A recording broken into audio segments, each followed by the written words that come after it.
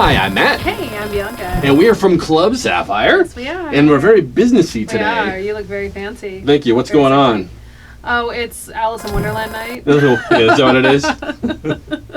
And I'm the Mad Hatter. The Mad Hatter. The Mad Hatter. No, it's naughty at work night. Naughty at work. Yeah. Yes. So I assume that I'm the big businessman and you're my sexy secretary. Never. Never. You wouldn't be my sexy secretary? No. You want to do some dictation, ma'am? No. No. No. I think I can be the boss. You can be the boss. I'll be the boss. Just like at home. Perfect. But now we get to dress up. Yes. And you can tell me what to do. Fantastic. Yeah. So, okay. Huh? Well, I like it. It's very sexy. Yes, thank you. You too. Thank you.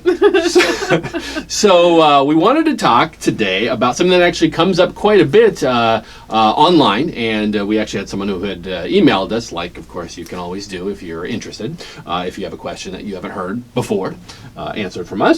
So they were actually asking about libido. So what do you do when the libidos are different between spouses? Right. Which is, again, it's very common. It's something that oh, go ahead. No, I was just going to say, I think that the concern with this question, too, was when you're in the lifestyle Mm-hmm. and you're playing with others, and then at home you get there and you're, like, not playing with each other anymore. Okay, so I don't get that from libido. So I don't think it's really more along the lines of I play at home with my spouse, but then I never want to play with her at events, because I think that's a completely separate issue. Well, that's not what I was saying. I was saying you play with other people at events, and your spouse plays with other people at events, or Right. whatever. Yeah. And then you go home, and Monday through Friday, there's nothing going on there. Okay. Well, I think I think that is also a separate issue. Or maybe that's just there's so much to the libido conversation. There could be. Because in that scenario, then it's time to probably, I would say, focus on each other for a while. Right. I mean, we've talked about that before, where it's something that if one or both of a couple is starting to feel uncomfortable in the lifestyle or playing with others or whatever's going on, and it's noticeable and it's something that you really should talk about, that sometimes it's a good idea to step back for a bit and to have that conversation and to say, hey, we need to reconnect as a couple Right. before we start to go and play with others again, if we decide to do that. And yes, that's absolutely the case. But now, if someone's talking about, let's say, for example, that I want sex all the time and you don't, you're like, whether it's with me or with others, you just are like, I'm perfectly okay with sex once a week or once a month or whatever it might be. Mm-hmm. See, that's the libido question that I tend to see online, is where you have two spouses that have very different libidos, where one is just sex hungry and the other one can take it or leave it, or just is it, from a physical standpoint, they're just not interested Right. in it very often. And that's where I think open communication, or possibly even seeking out the help of a professional to discuss what to do with that, because I don't think being in the lifestyle is necessarily going to help your relationship at all, unless the person with the lower libido is like, I just don't want it, honey. I know you want it all the time. You just go have your fun, do your thing. I'm going to stay home. And we have met people that are like that. We've met a lot of people that are like that. There's but you have to, the main thing is you really have to talk to each other and be open and honest, very honest about whether you're okay with that. Yeah, and actually there are many couples that have relationships like that, where that one will have a considerably stronger sex appetite than the other, and will basically say, honey, you go to the club tonight, or you go and play with your girlfriend or boyfriend or whatever it might be, and just go and do that and not get out of your system, but go enjoy yourself, because you have a different want. Right. You have more of a want than I do, Right. Which isn't necessarily, it's not a bad thing, it's just two different people with different sex drives. And so that is definitely something. There's there are whole aspects of not necessarily the lifestyle, but there's also people in the kink world that's very much what they're into, both men and women, that will basically. So there's also the fetish where cuckolding, which is I'm not sure if it's just specific men or women, but commonly it's used where a man sits at home and the woman goes and plays with some gentleman, and then and that's what actually turns them on, is talking about it later, or the fact that she's off doing that while he's at home not doing that. And oftentimes relationships like that, there are a lot of people I know anyway that stems from having different sex drives. So they actually like that. One person isn't particularly interested in sex, or isn't interested in sex as much as the other one, and will go and turn that into almost their relationship. There's the extracurricular activities into something that actually works for them both, because they do have the different sex drives.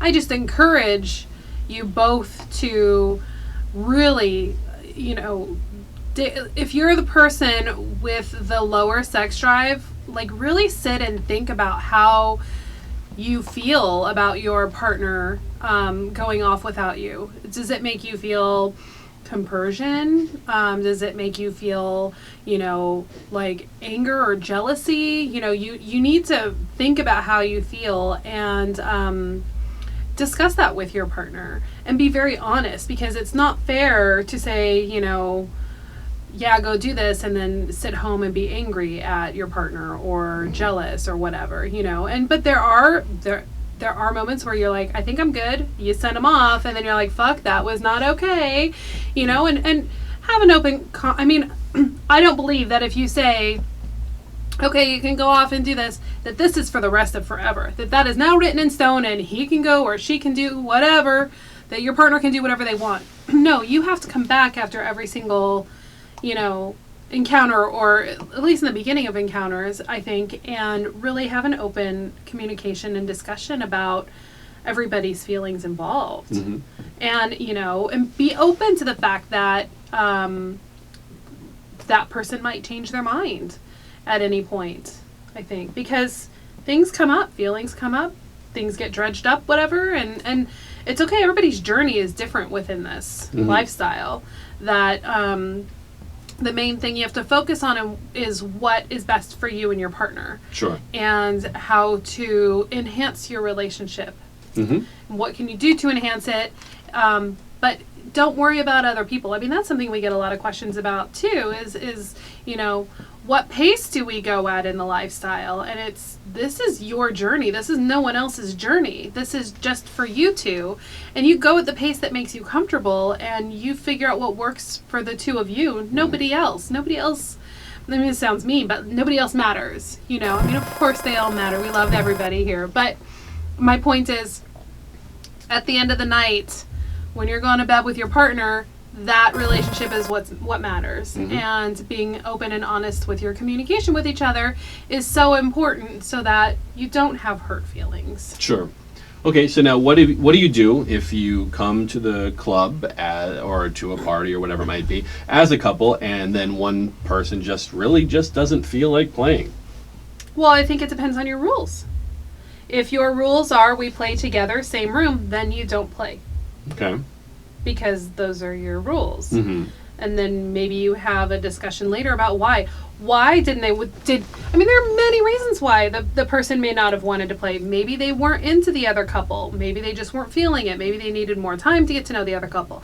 Maybe there was something not comfortable. Maybe they were having an off day and didn't feel really cute that day. You know. Also, I would think, because I know there have been times in our lives where you are just like, I don't want sex right now, but then if I kind of start maybe kissing you here or doing something down there, that suddenly it starts to turn things on. And then suddenly you want to have sex. And so I have to believe you would think that there's some tricks to that.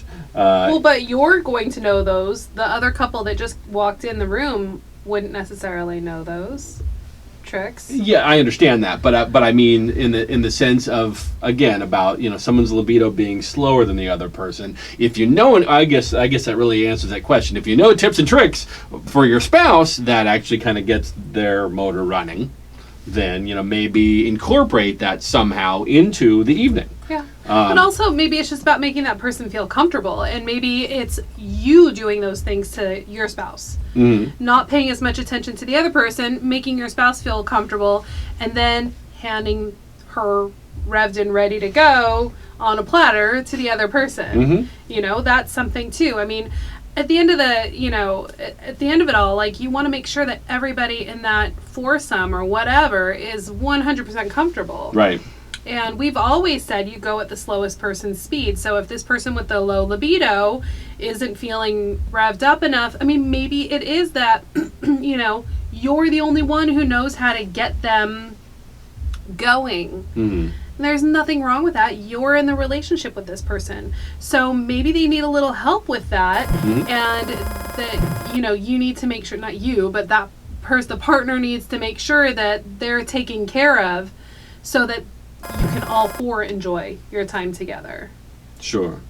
Does that make sense? Yeah, no, absolutely it does. And I think that there's so much that covers the libido conversation that you just kind of have to take each individual issue that would come up and try to figure out what the solution is. I mean, I think we try to tell people that with every sort of hurdle that people run into in the lifestyle is, you know, obviously communication is number one. So that, I mean, that's the easy answer that everybody else that will always say, and that anyone that you ever talk to will always say. It's like, okay, you know, you got to go back and you have to communicate with your spouse and try to see if there is some way that you can come to an agreement. Whatever that agreement might be, that's entirely up to both of you. But you know, and obviously make sure that the other person isn't just accepting of that, saying what you want to hear, or just accepting of something that they're really not accepting of, just to make you happy. Right. And you know, unless of course that's your thing. Right. Yeah, but it is on that other person to make sure that, you know, they're being completely honest. And even if the you're having a conversation of what can I do, maybe your open and honest answer is, I don't know. I don't know. I need help exploring what we can do. Can we try XYZ and I can tell you what I do and I don't like, you know? Maybe we can take a step back, do it slower, you know, maybe just go to the club and just be the two of us and just be in this sexually charged atmosphere. Maybe we go to the club, we meet a couple and we do, like, you know, same room, soft swap, where you're playing with your own spouse or partner. Maybe that's what you do to make them comfortable, and take the baby steps. Again, this is your journey, so take the baby steps. And whoever is going at the higher speed because they've got a stronger libido, they need to recognize that this is your journey too. It's not just their journey. It's both of your journeys, and you need to find a speed that works for both of you and make sure both of you feel happy and comfortable, because that's the only way you're going to be successful at this. Is open communication and, you know, checking in with each other constantly and being super honest with yourself, but with your partner as well, which can be very difficult to be very honest with your own self and then discuss those vulnerable feelings and thoughts and desires with your loved one. So do you have any thoughts or desires that you want to share with me? You know them all. Oh, okay. I'm boring. You're boring. That's right. You have no libido. I'm just missionary on Saturday nights between 9 and 9:30. That's right. That's right. The rest of the week, I just jerk off. That's basically how it works. that's our libidos, isn't it nice? Oh, honey. Oh. But if that was true, it would be okay, right? And with that, make sure. Of course. No, I think we're gonna have an open and honest communication right after we turn this video off. No, I would. So if I think we have a fairly even libido. I think I'm more sexual than you are. Would you agree with that? I don't know that I would agree. Really? I think that we have different... Well, we were going to cut this short, but no, I want to hear this. I think we have different ideas and desires where, like, you're more like wham bam and I'm more like I want to be wined and dined. Right. So for me, like, to come into a club, you can meet someone right inside and be like, I'm going to the back. Whereas with me, it could, like, sometimes be a longer process.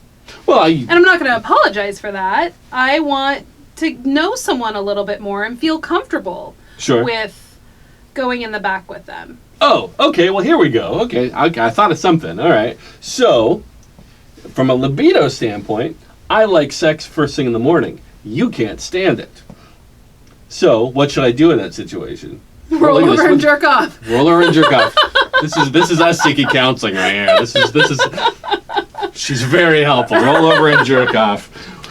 Okay, let's turn it around. No, I like answer my sex question late first. at night. You don't because you're tired. What do I do in that situation? So you're not going to answer me first? I don't know what you want me to tell you. Are we seriously going to do this on camera? All right, well, apparently we're going to save that for another day, so you need to stay up and jerk off. All right, with your toy. I'm already up. Well, this was helpful. I definitely feel like we cleansed it. We got nothing solved on our own issues, but that's perfect. That's perfect. Okay, no, you should have sex with someone at night besides me while I'm asleep. Just a random person? Well, you have to be wine to dine first, you said. There you go. But me, see, if I can find somebody walking by the house at like 6 in the morning, a jogger in the morning. You want to come in here and yeah, okay. So that would be okay with you? Perfect. Okay, so we came to an agreement. This is how this works. This is great. So you just got to communicate things and yeah. Anyway, with that, lost in translation there. And with that, make sure you do go to www.clubsapphire.net and see all of the awesome parties that are coming up in the near future. See what she's going to be dressed as, and you can come and dress as well, and I will gawk at you. So. That's a great advertisement. No, okay. Come to Sapphire, and Matt is gonna gawk at you. Yeah. But not too late because I'm too tired then. So, yeah. And not too early because I'm asleep. Wow, we have advertised ourselves well on this one. Fantastic. Well, thank you so much for watching, and we'll see you next time. Bye.